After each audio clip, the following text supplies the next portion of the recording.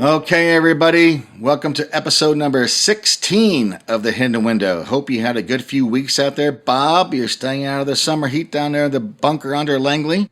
So, lighthearted news. We're going to start off today with, it was a tough week on the road. What I mean by that, there was I'll tell you what it was. There was a carrier in Texas, and it was carrying a tank. Boom, tank, right? Well, it fell off the carrier in Texas. And I'm thinking, okay, well, it's a tank. It hit the road. It's big. Probably damaged the road more than a tank, right? So, it's going to happen, right? But here's what really stung me this week is the Wienermobile. You know the Oscar Mayer Wienermobile? Well, they had a real tough road week. So, this happened in segments. This didn't happen all at once. I didn't know there's 6 of these things. I thought, who would make 6? But then again, if it's good promotion, you want to make more, right? There's 6 of them. And I thought it started, maybe the 70s? It started in 1939. That's amazing. I didn't know that. So I'm sure there were 6 back then, but there's 6 now. So there's one in Las Vegas, and somebody stole the catalytic converter off this thing. You know, it's worth $1,000. It's pretty big. Maybe it's worth $2,000 being on a big old thing like the Wienermobile. So they stole it in Las Vegas. Maybe they went and put it on 29 Black at the casino. Who knows? But they stole the catalytic converter out of the Wienermobile in Las Vegas.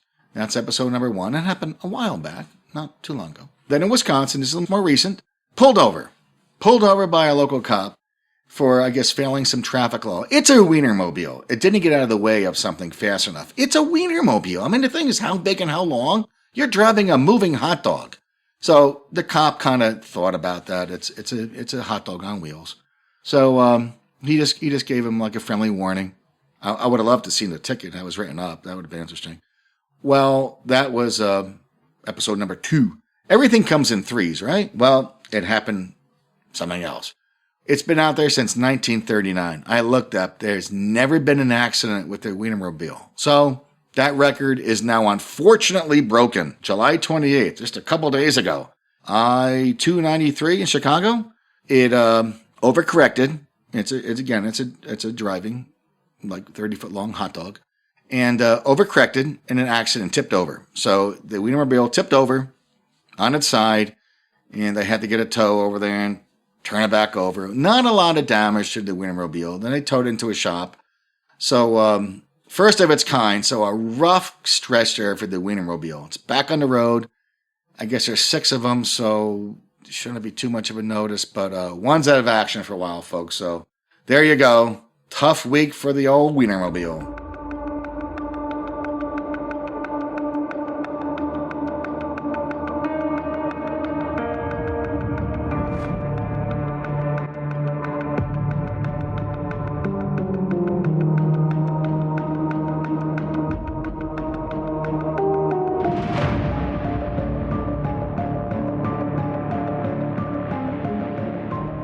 All right, so today's main segment. I want to talk about objects that we shouldn't interact with. They're not of this world. Just don't mess with them. The first thing that comes to mind, I think all of us are thinking, oh, he's going to talk about Ouija boards. Because Ouija boards is what you would think of right away. Everyone has stories about Ouija boards, their brother, their sister, their friends. They've heard about them. The great late Art Bell, who did Coast to Coast, fantastic speaker, one of the best ever. He spoke about everything, would not put anything off the subject except one area. He had a personal interaction with the Ouija board, which he promised he would never talk about. He just told people everything you hear about is real. Do not mess with these. You do not know what you're messing with. And he never did speak about it. But there's one out there that I never heard of. It's called the Obsidian Mirror, or John D. Speculum. Now, obsidian is just a piece of glass. It's volcanic glass. It's very sharp. You can get it down to the micron level. It's very sharp, very bright. It was used by the Aztecs to summon demons, which obviously they did very well down there. They would sometimes sacrifice, they rip their hearts out, 20,000 prisoners a day. So Cortez and his men down there, they have drawings of them doing some of this. And at the base of these pyramids, you could see these large mirrors, 2 or 3 of them. They were defeated by Cortez and his men, so hats off to them. And the fellow tribes in the area, 300 guys don't take out a whole empire. everyone around him hated them. So, which is, you would understand when they're trying to kill them all the time by ripping out their hearts. So years later, one of these mirrors wound up in London and was owned by a fellow named John Dee. John Dee was born in the year 1527, died about 1608. He was an interesting fellow, to say the least. He wanted to create a new world order, and he called it that. He was very, very rabid anti-Catholic. He wanted to find something that would go against the church. He wanted to find a new religion, a new form of government, a new world order, and he specifically called it that. He wanted to do away with all the old ways. I mean, all of it. He wanted to remake humanity. That was his goal. He was pretty much a pagan, although he was a Kabbalist. Kabbalist is a form of a Judaistic mysticism, very rare. I don't think it's practiced by many people or known about by many people. But they're into numerology. As a matter of fact, he came up with the number of his life. He was born on July 14th, and using numerology, Kabbalism, remember the word Kabbal, that's kind of where it comes from, his number was 007. That's right, 007. Years later, Ian Fleming, who wrote the James Bond series, as a tip of the hat, that's why he named his character James Bond 007 from John Dee. So again, John Dee wanted to get away with everything. He believed there was this esoteric or lost knowledge that was out there that could bring about this new change. Well, again, modest man, modest means, he came about one of these obsidian mirrors, okay? And he used it to summon what he called angels. And believe me, they were not angels. He rose to great, great power. I could tell you that. So, and a lot of that power, if you read further about this guy, it came from what he was told by these entities in the mirror. He was a very, very close confidant of Elizabeth I, really her right-hand man. He had the largest book collection in all of Europe. The phrase British Empire, that was coined by him. He had incredible wealth. I mean, incredible. On paper, he was professed to own Canada. Not Canada, like the country. He said he owned it on paper. So, incredible wealth. Like I say, he was obsessed with this mirror. So him and a fellow named John Kelly, they used a technique known as scrying. Scrying is like when it's looking at a crystal ball, that would be scrying. So, as a matter of fact, they started off with crystal balls, weren't getting the effect they wanted. Then they got hold of this mirror. Now, it's really not said how they acquired this Aztec obsidian mirror that was used to summon demons, but they got their paws on it. So, when they were using it, they were given codes. Sigils is what they're called, these sigils. Sigils, I looked at them, I can't tell what they are. They're random. It looks like a child scribbling. And these sigils are supposed to be giving you lost information. Sometimes the names of these beings, okay? They gave them this stuff. The bottom line is that they went from modest means to incredible wealth and incredible power in a very short period of time. Now, John Kelly, he told him, he was getting nervous. Like all these things happen. He goes, these are not angels. These are demons we're summoning. I don't want anything more to do with this. He wanted out really bad. Well, they were told by these beings that they need to take the show on the road and expand their empire and their knowledge. So they went to Poland, Krakow, Poland to be specific, and the Poles said, you know what, we're a bunch of nuts, get out of here. So tip off to the Poles, great job. Well, they went to other countries. So that was the beginning of the end for them. So they rose to this great, great power. John Kelly, I don't know what he did. He wound up in prison and died trying to escape prison. And John Dee, well, he went back to London. By that time, everything he had was gone. They sold off all his books. A lot of his books are missing. Okay, they went missing. But he died in pretty much poverty, which is stories that make sense to me. You have someone that rises to great power. They basically kind of sell their soul to the devil, so to speak, and then they wind up with nothing because it's all a lie. Well, this mirror that was out there stayed in existence. It wound up in the hands of a Robert Walpole around early 1700s. Now, Robert Walpole just happened to become the first Prime Minister of Great Britain. How about that? The very first one. So again, a guy that has modest means but rose to incredible power, which he attributed to the mirror, once again. This mirror was later donated to the British Royal Museum in about 1760 by his son Horace Walpole, who established something known as the Hellfire Club. Now, the Hellfire Club is interesting in itself. They never gave up this idea of a new world order. That was their main function.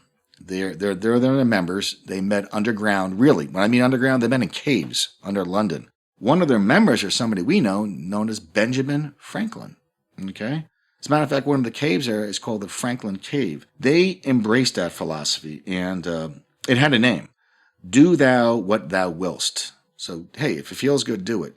I think I know who exposes that theory, and it's not a friend of any of ours. So that was their main, underguiding purpose of the Hellfire Club. Well, they were intrigued with this new world order. They wanted to see it burgeon. So they found this new growing economy known as America. They want to take the show on the road. So they were doing everything they could to bring this new world order to America. So you have this guy, John Dee, who really, folks, when you look at him, he was the first globalist. He was a creator of the New World Order. He was, I guess the first principal and president of the Illuminati. So it's John Dee. All these things happened. They never went away. They're still there. So the Hellfire Club met. They want to do a New World Order. And so this mirror, again, it all traces back to the mirror. That's the one thing they have in common, was use and summoning of entities through this mirror. The mirror again popped its head in World War II by a fellow named Aleister Crowley. Now, he's a nut. This guy, Crowley's a satanic nut. He's known for everything. But at the time, he was with the British Secret Service, and he used the mirror to do remote viewing to find German U-boats. It was written about in a book called Strange Conflict. The guy says these stories are real and they are accurate. Well, Crowley passed along his information to a British commander by the name of Ian Fleming. That's right, the same Ian Fleming who wrote James Bond, who again, tip of the hat, used John Dee's code name 007 for James Bond. So see how all this kind of works its way in? So the mirror was what linked them all together, was a subsidiary mirror. John Dee's mirror, or in the British Museum today, it's just called the mirror. Now, this mirror has gone missing many times. Sometimes it's gone for days. They said for cleaning. So who's ever using this mirror is still using it. They, them, whatever. They want their new world order. And there are forces out there that will give this to them. This mirror is a portal. And once you open these portals, you're going to wish to God that you did not. These people want power. And you want it, it's good. It's going to give it to you. So there you go, the Obsidian Mirror, or John Dee Speculum.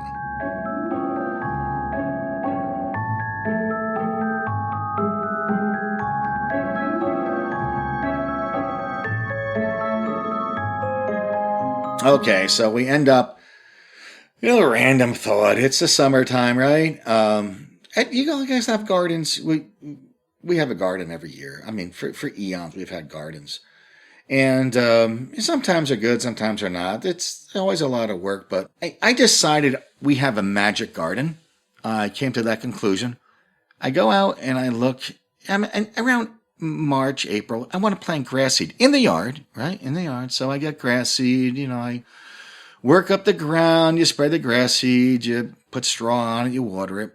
And it grows, and sometimes it doesn't grow. But in the garden, where you don't want it to grow, it grows everywhere. There's grass growing everywhere. I didn't plant it there, but it's growing there. Huh, how about that? So you wonder, why? I didn't plant grass there, but it's so much if you can have to cut it with a lawnmower and maybe cut it up and move it, actually. So I think, well, it's a magic garden. And then we have magic bugs. I'm pretty sure our bugs, they're in their own club or something. One of them are squash bugs. You guys have squash plants? Squash plants, they're great. Your crookneck squash, your zucchini, everyone has them. I think they're an anti-theft device. So you want to keep your car protected, open your windows, put a couple squash in the front seat, roll the windows down, and no one's going to steal your car. So they're effective for that. But we have squash. We have squash bugs. And you do everything you can to get rid of them. My wife even takes tape and she tapes the eggs to get rid of the eggs so they don't spread. Well, one of these squash plants, we got a pretty large acreage, wound up like 12, 15 acres away from the garden. There's never been a squash plant there in the history of man. So I'm like, oh, that's a squash plant. It's growing. My sister calls them volunteers. So this squash plant's growing and it's, humming a lot along. And then all of a sudden, squash bugs. How did this squash bug? That's like us walking, it's 15, 20 acres away from the garden. That'd be like for me to walk from here maybe to like Richmond or something. If I was a bug, why would you do it when there's plenty of squash bugs in the garden? Why would you leave? It's like paradise down there for a squash bug. So these squash bugs found their home in another squash plant in the middle of nowhere. How did it get there? There's never been a squash plant there ever. And there's never been one there. But they found their way in. So I determined that, these are magical bugs. And we have magical, weeds and magical grass. Maybe you guys have that too. Maybe we're not alone. So there you go. Our garden's kind of it's unusual. Okay, so that's it for the show today, everybody. We will see you in a couple weeks. Bob in the bunker. Be good, folks. Take it easy.